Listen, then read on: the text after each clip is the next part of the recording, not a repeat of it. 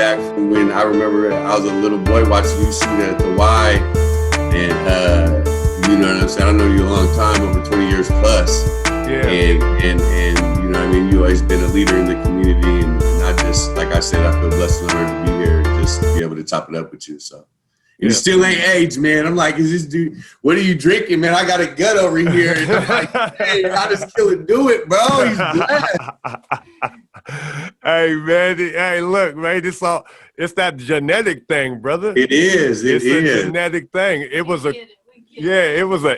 curse. It was a curse when I was younger. I couldn't hold no weight. I was trying to put weight on. You know what I'm saying? When you barely 200 and you playing in the middle of the key, you know what I mean? Banging bodies. I'm like, man, this dude got me by 20, 30 pounds. You know what I'm saying? I got recorded. Let me grab the ball real quick. Okay. When you guys are ready, can you hear good? Yeah, I can hear perfectly fine. Oh, you went and got the Rock. I went and got the Rock, man. The Rock, the savior right there. That's him. That is. Him. That's him, man. That's him. Well, everybody. I love the studio. Damn, I love the studio. What's BD Loco, downtown Tacoma, man. It's downtown Tacoma? Yeah, man. Okay, I gotta go check that out. So we finna get started. They're gonna give me a little countdown, and then I'll do my intro, introduce you and all that, man, and then we'll get it popping.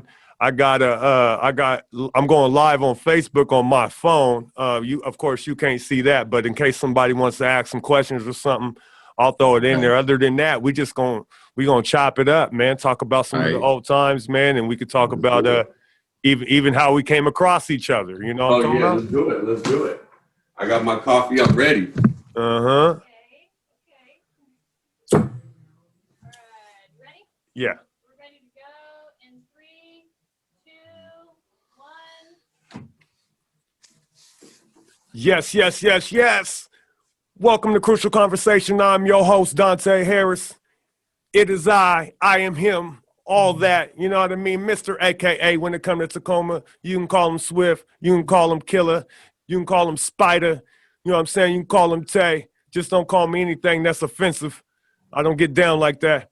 But anyway, look, I'm excited today. I'm getting the chance to talk to a guy that was brought up in Tacoma. We went through similar things. Basketball was our way out. Basketball was something that we was really fell in love with, and it was something that helped us escape the problems that we were dealing with as a youth. It gave us something to focus on. Now, this young man was he came to fruition and blew up while I was in college, right? So I never got a chance to see him play in high school. I used to just hear about it. People used to tell me, hey, there's this kid down here that's doing his thing, man. He's out here beasting. He's throwing bodies around in the paint like you used to, Tay. I'm like, no way, man. Nobody do it like I do it. There's no way he's throwing people around, snatching boards and bodying guys up. And you know what I mean? He's diving on the floor. They say he's diving on the floor. He's diving into the crowd. He's screaming and yelling, playing with some passion. I didn't get a chance to see this young man for about 4 years. I came back from overseas, seen him at the Y. And I was like, that's not the same kid that I seen at the Y 5 years ago. It's not the same kid. They was like, yeah, that's him. By that time, this guy hit a growth spurt. He put on about 40 pounds. Man, he's looking like a grown man. I'm telling you, but he was only like 18. I'm sitting up here like 23. You know what I mean? And he's playing high school ball. So he was a problem. I'm talking about Mr. Basketball 2002. You know what I'm saying? I'm talking about back-to-back state champions. I'm talking about Lincoln High School's everything. You know what I mean? Mr. Lincoln. You know what I mean? The pride and joy of the East Side, baby. So check it out. No other than my main man, J-Ho. What's up, baby? What's up, Killer? You. Man, I'm blessed to be here, man. I just was getting so much bundle of joy hearing you speak. Like I said, I know Killer Dontay for 20 years plus, man, and just to be here is an honor with you, man. And like I said, you were saying this basketball was my salvage and a Lord's blessing, man, my way out. Like you said, there are so many nights where I'd seen you at late night and come and speak to the kids, and I wish I would have understood when I was a little kid and you were coming there to speak to us about outside the courts. And as good as you can be on the court, it's about that outside of the court and in that classroom, man. And you know, I take my hat off to you because what you were saying back then was right. It just, when you're a little older now, it takes time for a man to mature. And so, you know, with that said, it's just an honor, you know what I mean? Just to think back about all the years, you know, and it's a blessing to be here. Hey, man, appreciate that, man. And it's when you're talking about the things that, you know, like I used to come back to the Y and I used to talk to kids and I used to, you know, have my little speeches and even play, hop on the court, get it in. A lot of that was just my passion. And then it was also me just starting to tap in a little bit of who I was going to become. I was still a young man and I was still confused about what I was doing, but I knew in my city there was a whole group of guys that weren't even looking at it the long game. We were looking at the short game, okay? So you're looking at how to get money fast. You're looking, I'm not a star right now. You're looking, you know, you're looking at how to get that quick dollar, which can get you in some trouble, or it can get you to the point where you fail and then you quit. So I just was I was big on people learning from the mistakes that I already made and learning from other people, you know what I'm saying? So me coming down to the Y was just coming home. You know what I mean? That was your outlet. When you go home, just like when you step into your house, you want to be surrounded by love and you want everybody in there to feel good. And that's how I feel when I come into a gym. I've tried to go ahead and personify that and put that everywhere I go, especially when I walk into a gym, especially at home here in Tacoma. But by saying that, I'm saying this, man. I am happy that you're on here. I'm happy that you're doing well. One thing that I can never get past, okay, is when they're talking about Tacoma basketball and the top players of the generation, and your name, no matter whose list, is always on the list. So I commend you on the work you did, and I want to know, what does that feel like to get so much love from Tacoma? It's amazing. It's humbling at the same time, because I know when I first moved here in the 7th grade, Tacoma, it was a shocker, you know, moving from Chicago all the way to Tacoma. You know, it was so diverse up here. To get that, being raised and, like I said, being a little kid. And I remember as soon as I got, you know, finished my college career, I'll never forget, you were the first person I asked when I played for that Tacoma Thunder team. And I was telling you, like, man, what should I do? Should I stay in school? Should I go pro? And you gave me the best advice. I'll never forget it. You was like, just follow your heart, do what's best. If you're ready, you know, because I was done with the college. You know, college ain't for everybody. You know, it goes a lot into the books. But back to what you were talking about, as far as the love from Tacoma, man, I love it, man. It gives me, like I said, I'm always a Tacoma boy at heart. And I'm really proud of being from Tacoma. You know, I made it a fact, you know, even when I live out here in Seattle now, when I go to my son's game and they play Seattle, they're like, oh, there's the Tacoma Cats. You know what I'm saying? I'm proud of that. And another thing, where my son is going to be playing for the University of Alabama, I wanted to also touch on that with you. I didn't mean to switch gear, but he's proud of where he's from. He puts Tacoma, Washington, even though he played basketball in Atlanta because his mom remarried and all that good stuff. But he puts Tacoma, Washington. So that's one thing I told him, hey, on the program, that's where you better put. He was like, Dad, off top, you don't got to worry about that. Yeah, for sure, for sure. Hey, man, that's a beautiful thing. You say Alabama, right? Alabama? Yes, go Tide. So wait a minute. He made it official. He made the commitment yesterday. Okay. It's all over the media and everything. So his second choice was Cincinnati, and then UW. But you know what I mean? All in all, Alabama is, a prominent program. They just had 2 guys in the NBA first round last year in basketball. Okay. I don't even want to talk about their football program. I mean, everybody knows about Bama football, so I'm going to have to go to a couple games with him. Like, son, give me a couple tickets. I'm headed to Alabama with your uncle. For sure. Go Tide. You know what I mean? Yeah. You already, it's time for you to go get the T-shirt and all that. You need It gear. is, because he made the oral commitment and he feels good. And it's kind of ironic because on his mom's side, her dad is from Alabama. Okay. So, she got her, her other side of the family in Alabama. So, that's a blessing right there in disguise. So it was ultimately his choice. He felt comfortable with the coach. So who he's been at the program for 2 years. So, Alabama's in the SEC. They're playing Tennessee and all them other schools. So I'd actually visited Tennessee. They had offered me a full ride. So I got to visit in Knoxville with Michael Jordan's roommate, Buzz Peterson. I had another story for you. But he was Michael Jordan. He was Mr. Basketball in North Carolina. And he told me the truth. He said the only reason why he had beat Jordan was because that was back in the day where, you know, they prominently picked the white guy, you know what I mean, over the black guy, even if the black guy was better. And he said that he went to North Carolina with Jordan, and he made him pay for that. Like he said, every day in practice, Michael Jordan kicked my ass because I got that Mr. Basketball. He wanted to prove that he was Mr. Basketball. And that just shows you how the times have changed. But he literally had got Michael Jordan on the phone when he had recruited me. And I'll never forget it when I went just to be a part of it, to hear his story. You know what I mean? And him to admit, you know, because I was Mr. Basketball Washington, he had said, you know, I was Mr. Basketball of North Carolina, but the only reason why I got it was because, and he said it, he was real. And, you know, he said Michael Jordan was way better than me. That's a true story. Buzz Peterson, I'll never forget it. Buzz Peterson. So you were saying one of the things that I gravitated towards you on the basketball court was your passion and your heart. You know what I mean? Probably because that, you know, I seen a similarity, and I see you were playing through a different type of energy you had going on. Wasn't really anger, but it was intensity. So I wanted you to share some of that and where you got that from. I know personally, I'll share with you and everybody else that's on here. My intensity just came from my past and my dealings with my family, with my mother and the drug epidemic coming in, and then my father being gone. So a lot of that anger, I diverted it. I bottled it up, and it came out on the basketball court. So within that 94 feet, I could just it was like the only thing I could control.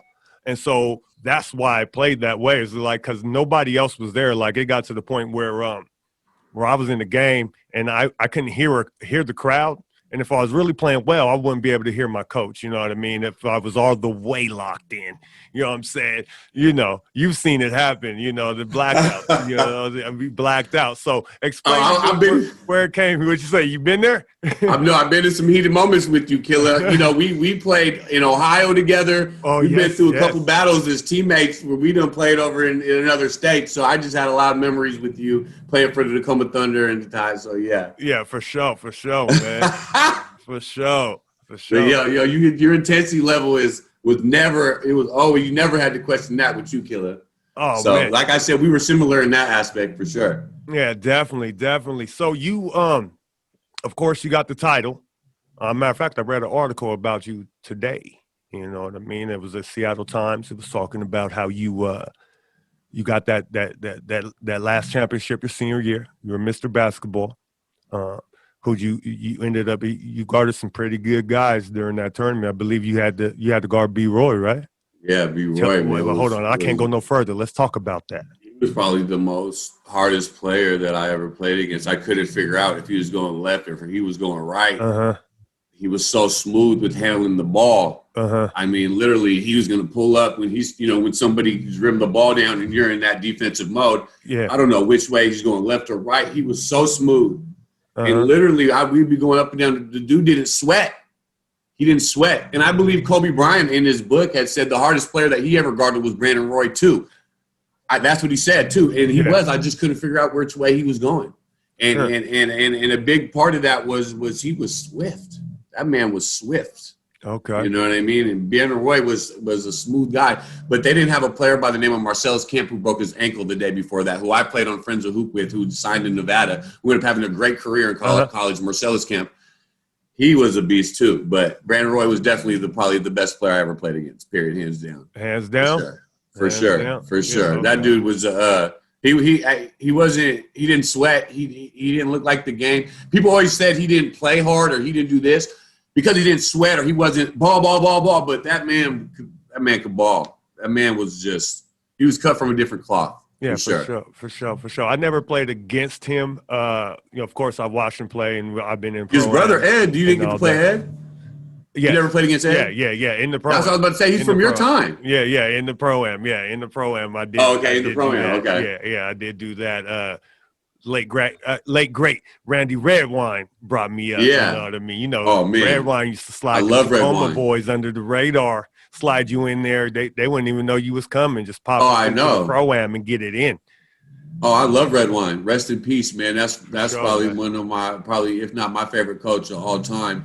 I remember actually we played in a Jamal Crawford tournament, and we won it with him. We won a championship with him. And this was Jamal Crawford and all the good guys were in it, and we were all Tacoma Cats. And I remember our last game, he was just like, "You Tacoma Cats are just tough." Like he was just like, yeah. So we had love for Red One, man. He's probably only Seattle Cats because there was always that friction between Seattle and Tacoma. Like even as me playing in Tacoma, I never had, the Seattle guys looked at after the Seattle players. Like in Tacoma, Dontay, was probably the only one that looked after us in that aspect, but we didn't have somebody that would be like an agent or this or that. Because I remember when I bumped heads with Martell Webster in 2005, he came out of high school at Seattle Prep, and he went to the NBA. He was like, "Why didn't you just go from high school?" I was like, I didn't have anybody doing that. And I have to know, hey, man, college ain't for everybody. And even Martell said college wasn't for him, but he ended up having a long career and played 13 in a year because at Seattle, they had him, hey, just go to the NBA. Tacoma. And that's the thing. We need somebody like that. I mean, even for Isaiah Thomas, if he didn't have Weatherby, Carlton Weatherby's brother, who got him to, on the East Coast, got him that extra couple of years in high school where he went to Brewster Academy in Pennsylvania. So he actually had 6 years of high school. I mean, just thinking me and you had 6 years of high school, Dontay, and then you go to college. I mean, come on. That's what we needed. You know what I mean? Whole different ballgame. That's that West Coast, East Coast. Develop. Exactly. Yeah. Because when I was getting into college with people, I was 21, but there'd be guys 24 as a freshman. I was like, hold on, what happened here? Yeah. He was like, oh, I went to prep school, and then I went to JUCO, and then I redshirted. And I'm like, how are you a 24-year-old freshman? It just didn't make no sense to me. It was that East Coast, West Coast. We were late. You know what I mean? Yeah, we were late. We were late on that game. And plus, I got a little theory. We from the corner, man. So, like, when you look at the United States and how it's set up, you got the South, you got the East Coast, and you got the West Coast. And most people just think it stops in California. But then you got us up here in the corner. You know what I mean? And so it always felt like we were, things didn't gravitate to us till later. And then when you're trying to get something to happen and make something like a national movement, you know what I mean? You're in the corner, so everything has to radiate to either down or east. You know what I'm saying? So you're stuck in the corner. You're not centralized. You're not, we're not in LA. We're from Tacoma. We're not even from Seattle. We're from Tacoma. Seattle got 3 times our population, which goes into why their teams are so stacked compared to ours. I mean, you got 3 times the population. That means the talent pool changes. And so then there's different levels. So when people are always comparing basketball-wise in Tacoma and Seattle and Washington, the Tacoma, Seattle players against each other, yeah, we're up for the challenge. But truth be told, you guys are 3 times bigger than us. You know what I'm saying? 3 times bigger than us. That's more of a population. And when I was playing basketball, I came back from overseas. I'm 6'9", and I'm a 6'9". I'm working on my guard skills and my wing skills, and I'm trying to work out. I can't go at that time. I couldn't go to a gym and really get a good workout in Tacoma because there wasn't that many 6'9" guys out there dribbling. If you're 6'9", you were stuck under the basket. You weren't hooping. You know what I'm saying? So I ended up guarding a bunch of guards until I ended up linking up with Red Wine. And I started going up to Seattle, and then I had to get into that function. And that was just like an uphill battle. You know what I mean? That's a Tacoma kid. You know what I'm saying? But I thrived in that. You know what I mean? Because I loved it. Yeah, okay, you don't want to give me the ball. Get it off the rim. You know what I'm saying? And so that's, you know what I mean? So that's the whole corner thing. And so what I want to talk to you about, man, do you remember – I remember the first time – I recall when I came back from overseas and I played against you. But yes, the time at the Y, the late night Y with HIPAA and them. Yeah, so before that, you said you had seen me speak at the Y? Yeah, you used to come and talk to the kids, man. And this is when I was 14, 15, before I even was on Lincoln. I'm in middle school at this point. So I must have been. And you were the man, you're in Tacoma, you already know. And you used to come, and I used to think, like, what a great guy to have to take the time out to even speak about, you were basically saying, the cool kids ain't the cool kids out there, doing drugs. The cool kids are the guys that reading the book and going to the gym and working out or in the weight room. And I remember you saying that when I'm a kid. I'm like, yeah, whatever. But now looking back as an adult, I think that was just, and that's still stuck in my mind because, I got 8 kids and I got boys in the basketball who I'm trying to mold right now. And that's amazing that you get the mold, a blessing from God to mold clay how you want. So I got one of the top 10-year-olds in the nation that I know, is going to definitely be here the next couple of years, one of the most top high school players in the nation, if Lord willing, he keeps going. And I know, but just you saying that, I take that same verbiage I learned from you as a kid, and now I'm saying it as an adult to my son. Mm-hmm. So that's why I look at you like a big brother. You know what I'm saying? You are always someone who I look up to and someone I admired. You were always married, same women, all your kids, family. Like, I love you were family oriented, and I just love what you did as far as just you made your teammates feel like family. I mean, there were road trips where we had to go to Portland, me, you, Lorenzo Rollins. I mean, you know, and I'm a younger cat with you veterans, so I learned a lot, you know, as far, not even on the court. I'm talking about off the court as a man, you know, working hard. You know what I mean? Just being a good family guy there for my kids. That's what I learned as getting older, that's what matters in life. So, yeah. Yeah, definitely, man. Well, shoot, man, I appreciate that you sat there and soaked up some of that game. You know what I mean? Because there's a lot of people that don't listen or they get it in time. You know what I'm saying? And everybody has their time to get it. There's things that were told to me many years ago that all of a sudden I'm like, it just clicks. It happens for everybody. It's just a little different for everybody. You know what I'm saying? So for that right there, man, it's cool to see that you're doing good. A lot of things when your name's brought up, they ask me, I'll be like, man, yeah, I talked to Hope. And the first thing they say, how is he doing? I said, Hope's doing good. You know what I'm saying? Hope's doing good. And most people seem a little surprised by that. And I think it's funny. I'm like, nah, he's doing good, man. This guy's out here building houses. You ain't the first person to tell me that. Yeah. What happened to Hope? I'm like, man, Hope's good. He's good, man. He's out here building houses. He's out here working, man. And that's Exactly. one thing, being someone that's as athletic as you are. And what I also found out, like being a contract painter, is I can do a little more than the average man can do because of my physical fitness and because of my size. So when you use your body for that, you can still make some money out of it. You know what I mean? And it's a blessing.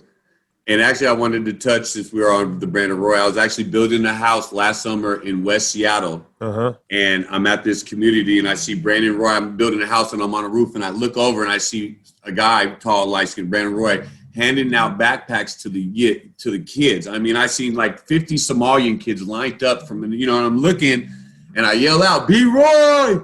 And he sees me back. He's like, "J-Ho!" And I'll never forget, this just last summer, and he's still in the community giving out backpacks to these kids. Yeah. And I was just thinking, he's retired. He doesn't need to be out there, but he is. And I just thought, what a great, I mean, these kids were happy. I mean, these kids were just to see the joy on their face from, you know, I'm you know, if you're building a house, you're on the roof. So I had a perfect view of just every kid that would walk away back in elementary, run away from there with joy.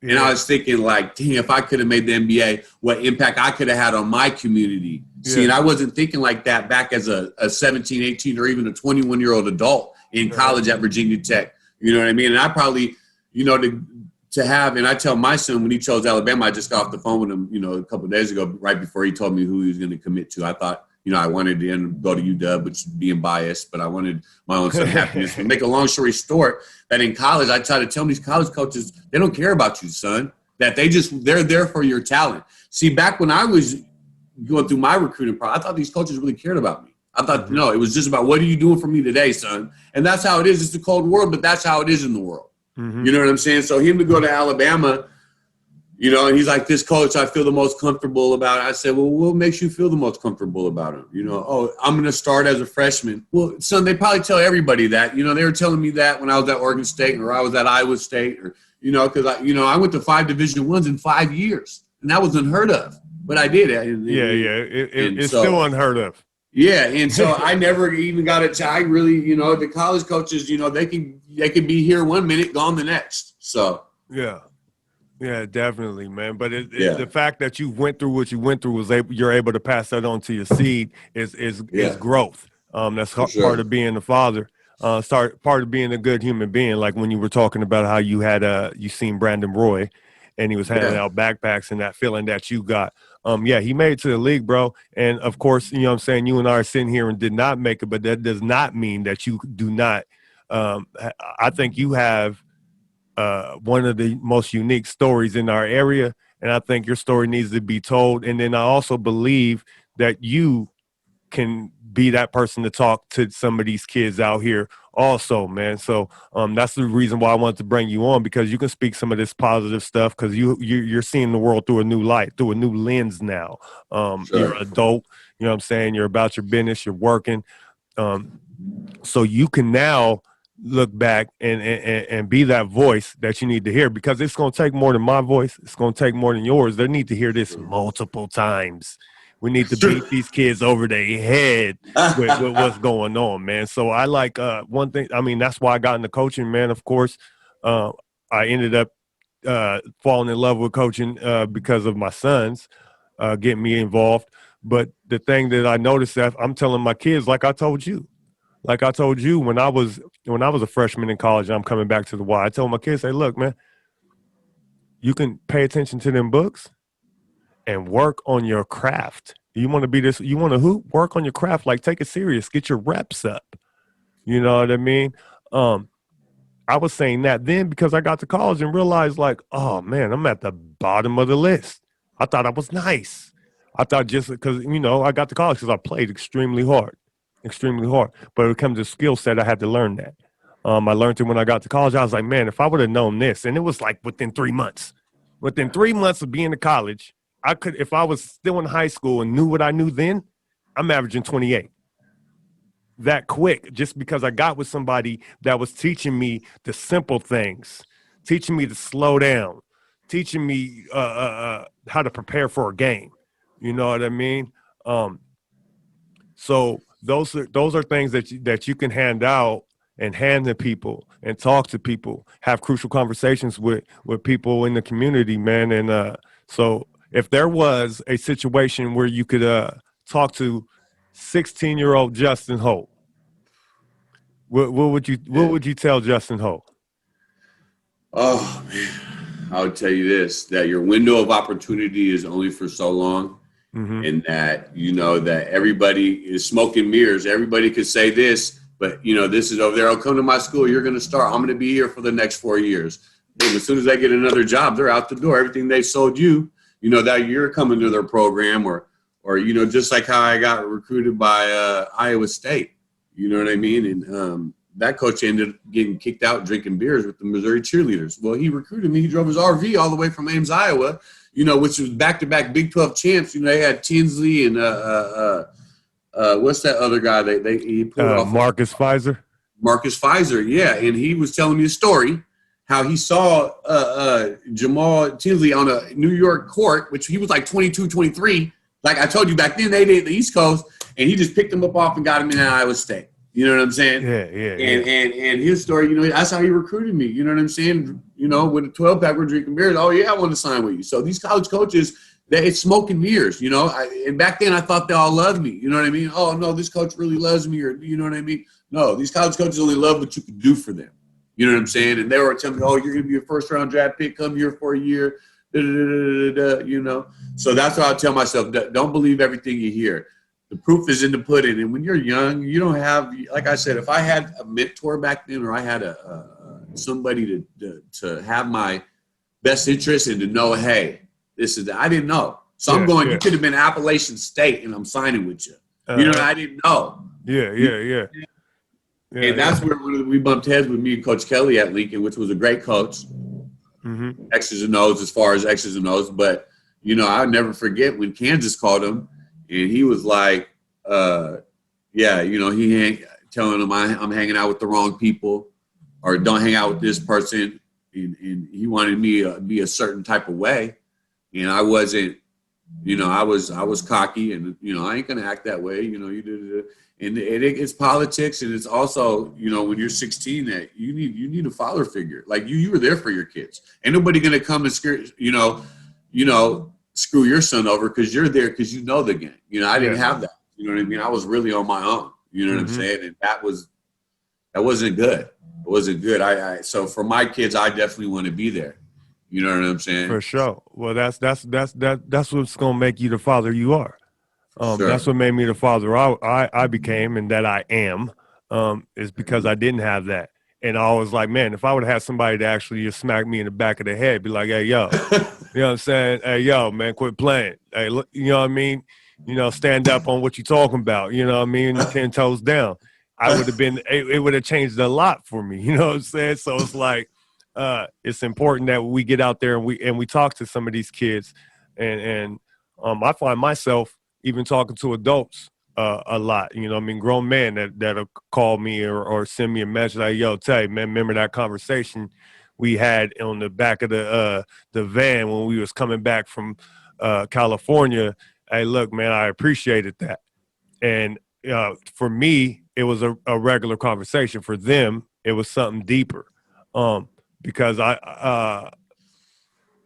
for me, sometimes I talk from the heart. I'm a passionate person. So if I get into that mode and you happen to be there, you're going to get it.